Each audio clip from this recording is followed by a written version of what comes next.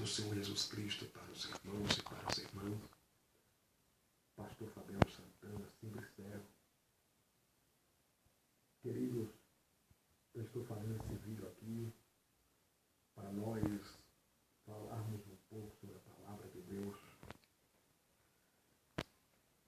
e sobre algumas coisas que está acontecendo no meio evangélico. Eu quero começar esse vídeo lendo aqui em 2 de Pedro, segunda carta do apóstolo São Pedro, capítulo de número 2, e o versículo de número 3, que diz assim: E por cobiça farão de vós negócio com palavras fingidas, sobre os quais o julgamento não tardará, e a sua perdição não dorme.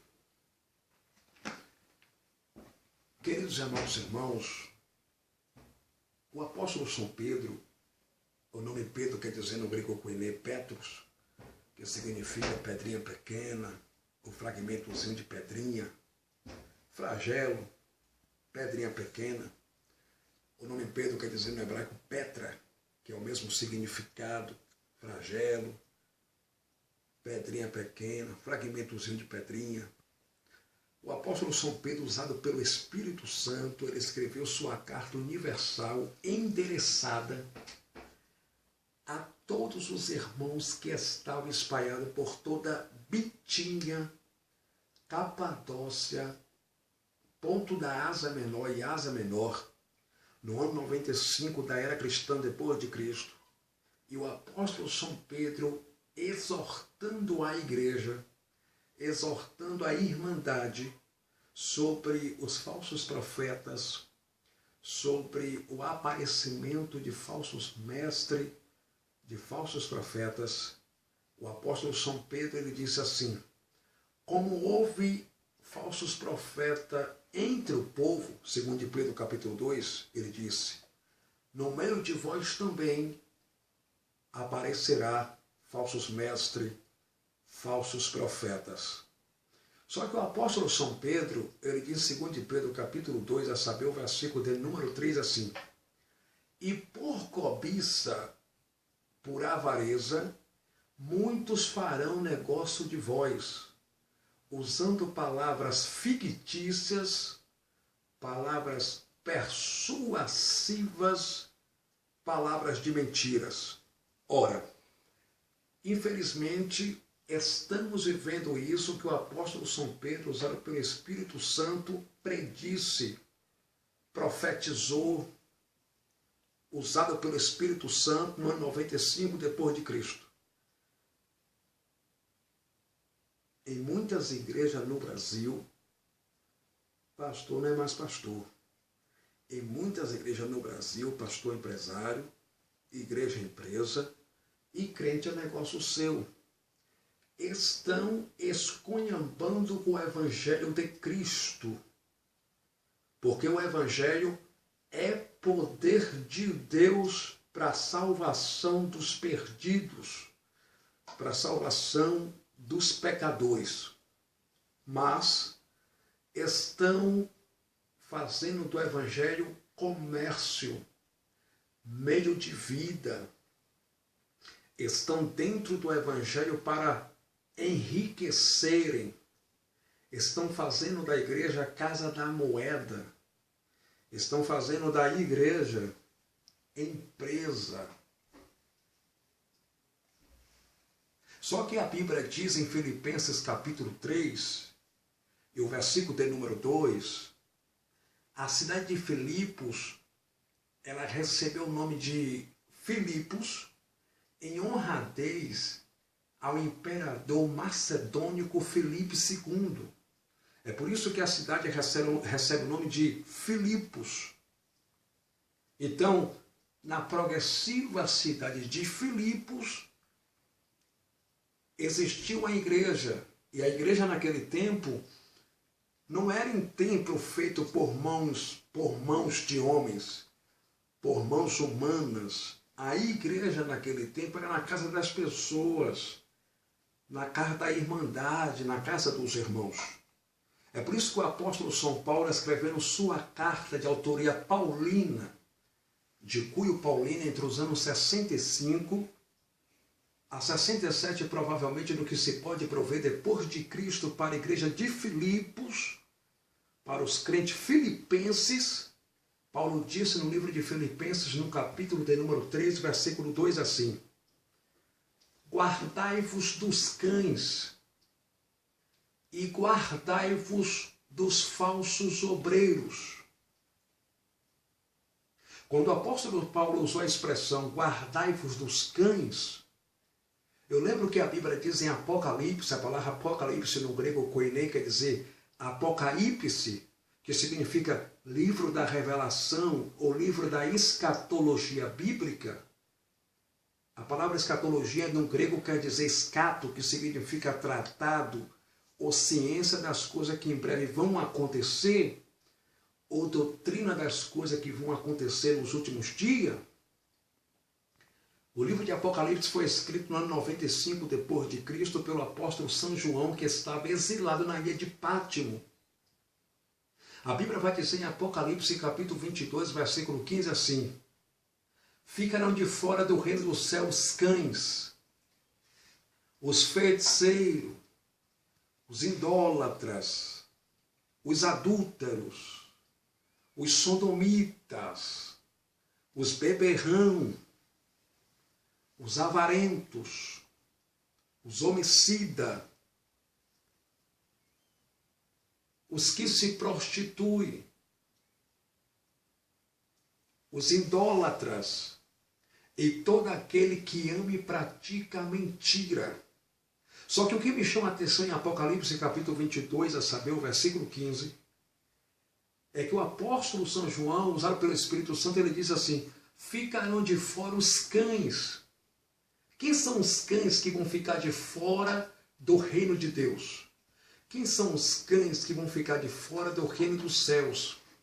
Cães na Bíblia está falando, está se referindo aos falsos pastores, aos falsos profetas, aos falsos líderes religiosos que vêm com veste de ovelha, mas na verdade são lobos devoradores, que Mateus escreveu.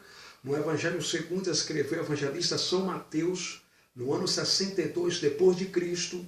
O evangelista São Mateus escreveu seu evangelho para os judeus de origem judaica, de língua hebraica. E o que me chama a atenção é que a Bíblia vai dizer, em Mateus capítulo 7, sabe o versículo 15, Jesus falou bem assim: acautelai-vos dos falsos profetas, dos lobos devoradores, porque eles vêm até vocês com veste de ovelha, mas por dentro são lobos devoradores. Então, quando a Bíblia diz assim que ficarão de fora do reino dos céus os cães, está fazendo alusão, está se referindo literalmente aos falsos profetas, aos falsos pastores. E a Bíblia diz, o profeta Isaías profetizou, no ano 740 a.C., o profeta Isaías recebe o nome de profeta messiânico, porque foi o mais que vaticinou, ou melhor, profetizou acerca do nascimento, vida, morte, ministério, ressurreição e vinda do Messias em glória. O profeta Isaías também recebe o nome de profeta paralaenso, porque no ano 615 a.C. ele já profetizava no palácio do rei Acais. Isaías tinha um dom da poesia. O profeta Isaías tinha um dom da profecia. O profeta Isaías era filho do rei Amós e não do profeta Amós. O rei Amós, por sua vez, era irmão do rei Amazias.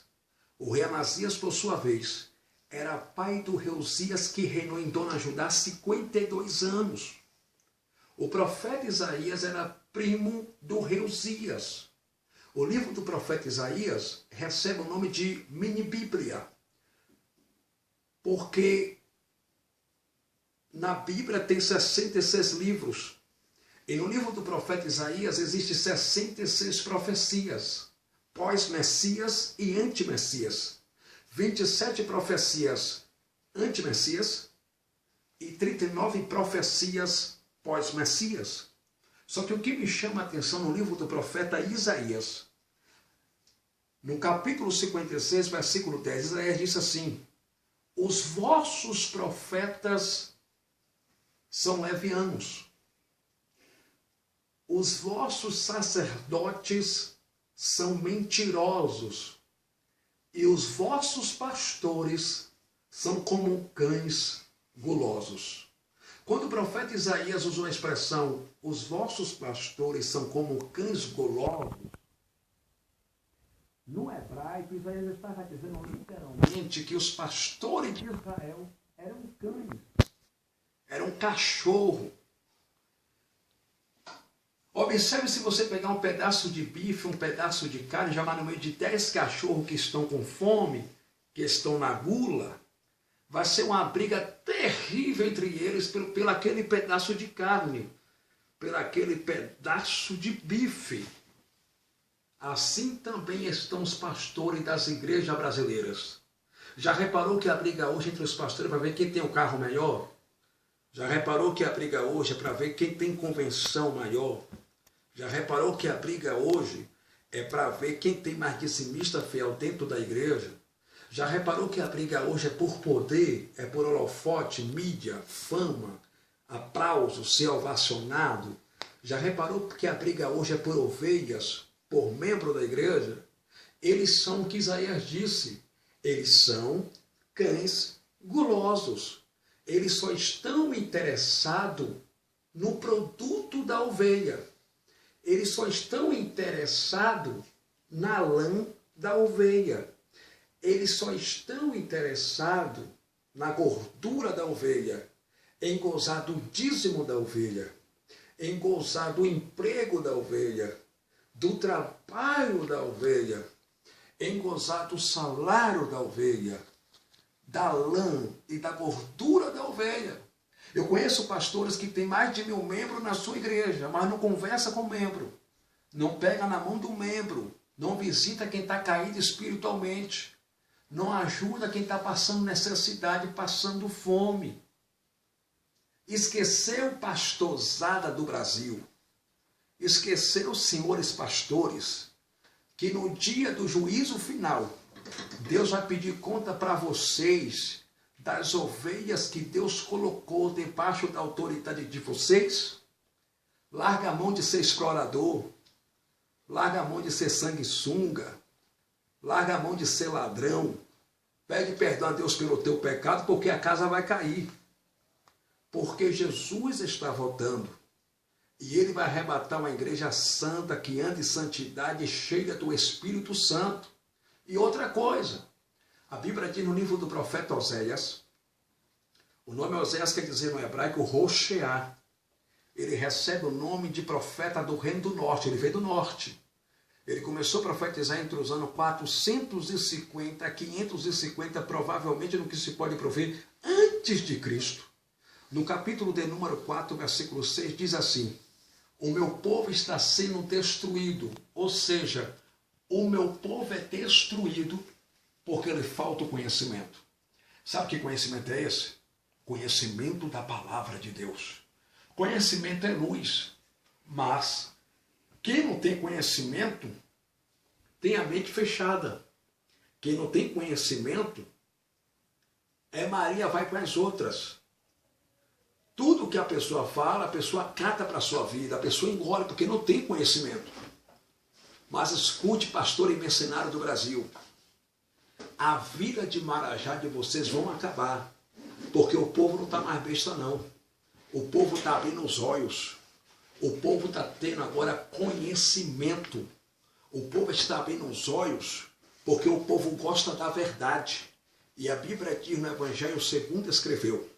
O evangelista São João, no ano 62 depois de Cristo, capítulo 8, versículo 32, Jesus disse assim: e conhecereis a verdade, e a verdade vos libertará.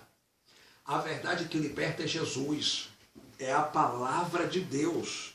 Então Deus não vai deixar barato essa palhaçada.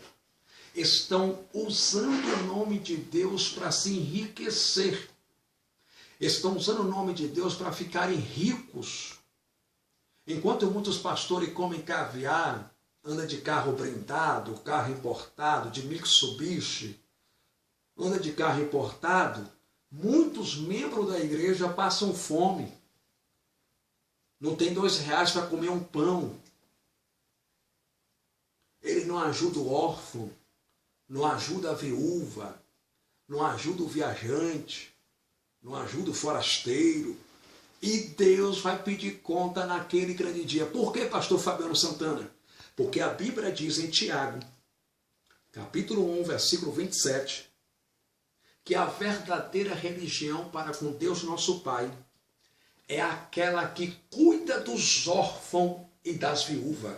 Ou seja, é aquela que ajuda os órfãos e as viúvas nas suas necessidades, nas suas tribulações. E a Bíblia diz que Deus é esposo da viúva e pai do órfão. Então Deus vai cobrar de vocês, pastor e mercenário do Brasil, que não ajuda a viúva, que não ajuda o órfão, que não ajuda o viajante, que não ajuda o forasteiro. Por quê? Porque Jesus está às portas e a qualquer momento esse céu vai se rasgar de um lado para o outro. E Jesus vai vir sobre as nuvens na sua vinda parousia para arrebatar a sua igreja. Mas antes de Jesus arrebatar a igreja, Jesus vai tirar a máscara de vocês. Já reparou que no YouTube, nas redes sociais, a casa de muitos pastores, bandido, mercenário, tem caído e está caindo? Já reparou que o que vocês estão fazendo em oculto, Deus está revelando e trazendo à tona? A Bíblia diz no Evangelho segundo escreveu, o evangelista São Mateus, capítulo 12, versículo 3, que nada que esteja oculto que não seja revelado. Então não adianta vocês roubar a igreja, roubar os fiéis, achando que Deus não está vendo, porque Deus está vendo tudo. E a casa de vocês vão cair. A Bíblia diz no livro de Hebreus, capítulo 4, versículo 13, desde que Evangelho é Evangelho, nós não sabemos ao certo quem escreveu a carta aos Hebreus. Alguns entendidos, alguns historiadores atribuem a autoria a Barnabé, outros ao apóstolo Paulo, outros a Silas na forma hebraica, ou Silvano na forma grega, outros atribuem a autoria a Apolo de Alexandria, que era um pregador fervoroso nas escriturísticas sagradas, na escritura sagrada, mas nós não sabemos ao certo quem escreveu a carta aos Hebreus. Mas a Bíblia diz em Hebreus capítulo 4, versículo 13, que todas as coisas estão nuas e patentes aos olhos daquele com quem nós haveremos de prestar conta naquele grande dia. Então Deus vê tudo, companheiro. Deus vê tudo, meu amigo. Confessa teu pecado enquanto é tempo, porque Deus vai acabar com essa roubalheira de vocês. E eu digo mais como homem de Deus, Deus vai começar a matar pastor ladrão no Brasil. Deus vai começar a matar pregador, cheirador de farinha no Brasil. Deus vai começar a matar pastor que está roubando a igreja. Viu? A casa vai cair, porque Deus vê tudo. E com Deus ninguém brinca. Vocês podem brincar com A, vocês podem brincar com B, vocês podem brincar com os homens, mas com Deus ninguém brinca. A Bíblia diz em Hebreus capítulo 10, versículo 31, que horrenda coisa é cair na mão do Deus vivo. E para encerrar esse vídeo eu quero falar algo para vocês. A Bíblia diz em Malaquias capítulo 3 e o versículo de número 10. O profeta Malaquias, o nome Malaquias quer dizer no hebraico Malachi, que significa mensageiro. Ele começou a profetizar entre os anos 450, 550, provavelmente no que se pode proveniente de Cristo. A Bíblia diz em Malaquias capítulo 3, versículo de número 8 assim: roubará o homem a Deus? Todavia vós me roubais e dizeis, em que nós estamos te roubando? Nos dízimos e nas ofertas. Só que vocês são hereges, vocês cometem a heresia e fala que Deus estava usando o profeta Malaquias para falar aquilo para o povo de Israel, literalmente falando para o povo. que o povo estava roubando a Deus não dando dízimo, que o povo estava roubando a Deus nos dízimos e nas ofertas. Mas se você for ler o texto, o pós-texto, e contextualizar o texto, porque todo o texto que você lê fora do contexto é pretexto para heresia. Mas se você for ler o texto na sua exegese fiel, vocês vão ver que quando Deus levantou o profeta Malaquias para profetizar, em Malaquias 3,8 falou assim: roubará o homem a Deus, todavia vós me roubais e dizeis em quem nós estamos te roubando nos dízimos e nas ofertas. Deus estava usando o profeta Malaquias para repreender os sacerdotes do templo por nome Casa do Tesouro. Porque o dízimo no Antigo Testamento da Bíblia, que recebe o nome de veterotestamentário bíblico, era para ajudar o órfão, a viúva, o viajante e os forasteiros. Só que o dízimo na lei, o dízimo no Antigo Testamento da Bíblia não era dinheiro. O dízimo era hortelã. O dízimo era açafrão. O dízimo era coentro, tá? O dízimo nunca foi dinheiro, queridão. O dízimo era hortelã, era coentro, era açafrão, era o comil. E aquele dízimo como alimento era usado para ajudar os órfãos, as viúvas, os viajantes, os forasteiros. Então, quando Deus levanta agora o profeta Malaquias e fala assim: roubará o homem a Deus, Deus estava repreendendo os sacerdotes do templo por nome Casa do Tesouro, que estava pegando os alimentos do templo e, em vez de distribuir entre os órfãos, entre os levitas da tribo de Levi, entre as viúvas, entre os viajantes e entre os forasteiros, eles estavam pegando aqueles alimentos e levando para suas casas. E estavam dividindo entre a sua família. Eles estavam roubando no templo. E Deus levanta o profeta Malaquias para repreender os sacerdotes e fala: vocês são ladrão, arrependa. Roubará o homem a Deus, todavia vós me roubais. E quando a Bíblia diz em Malaquias 3,10 assim: trazei todos os dízimos à casa do tesouro, é porque lá em Jerusalém, lá em Israel, existia um templo por nome Casa do Tesouro. E os israelitas, muitos deles, viviam da pecuária, viviam de plantações. E o dízimo naquele tempo, como eu disse para vocês, era o açafrão, o cominho, a hortelã, o coentro. Esses dízimos ele levava para o templo por nome Casa do Tesouro. Só que 6 pessoas poderiam comer daquele dízimo. Primeiro, os sacerdotes da tribo de Levi, e nenhum pastor hoje é da tribo de Levi, para comer do dízimo da igreja.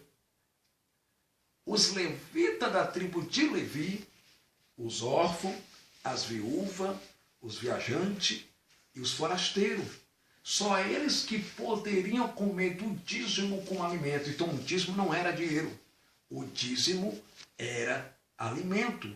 Quem inventou o dízimo como dinheiro foi a Igreja Católica.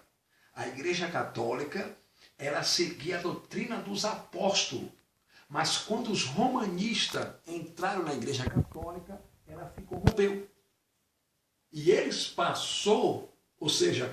passaram a cobrar dízimo como dinheiro na Igreja Católica. Mas dízimo nunca foi dinheiro. Aí as igrejas evangélicas brasileiras, vendo a Igreja Católica cobrar dízimo como dinheiro, eles passaram também a cobrar dízimo do povo como dinheiro. Só que Jesus, repreendendo agora os escribas e fariseus, no Evangelho segundo escreveu o evangelista São Mateus, capítulo 23, versículo 23, Jesus disse: ai de vós, escribas e fariseus, que dais o dízimo do cominho, da hortelã, do coentro, do açafrão, e vocês esquecem de observar e de praticar 3 coisas importantes da lei. Primeiro, justiça. Segundo, misericórdia. E terceiro, amor. Então, já reparou que o dízimo era alimento? Então sai dessa, meu amigo, de dar dízimo em igreja, em templos faraônicos, em templos feitos de pedra, pela mão de pecador, pela mão dos homens, por mãos humanas. Sai dessa de dar dízimo lá dentro como dinheiro, porque você está sendo enganado. Você está sendo enganada. Então para de dar teu dízimo como dinheiro nesses templos de pedra. feito por mãos de pecadores, por mãos humanas. Porque o dízimo era alimento, ok? Eu estou fazendo esse vídeo para abrir os seus olhos, porque a minha obrigação como homem de Deus, como profeta do Senhor, como servo de Deus, como pregador do Evangelho, é abrir seus olhos. Então, para de dar teu dízimo nesses tempos de pedra. Por quê, pastor? Porque quando o apóstolo São Paulo disse em 2 Coríntios, capítulo 9, versículo 6, é o texto que os pastores mercenários hereges do Brasil gostam. Os pastores hereges mercenários no Brasil gostam desse texto.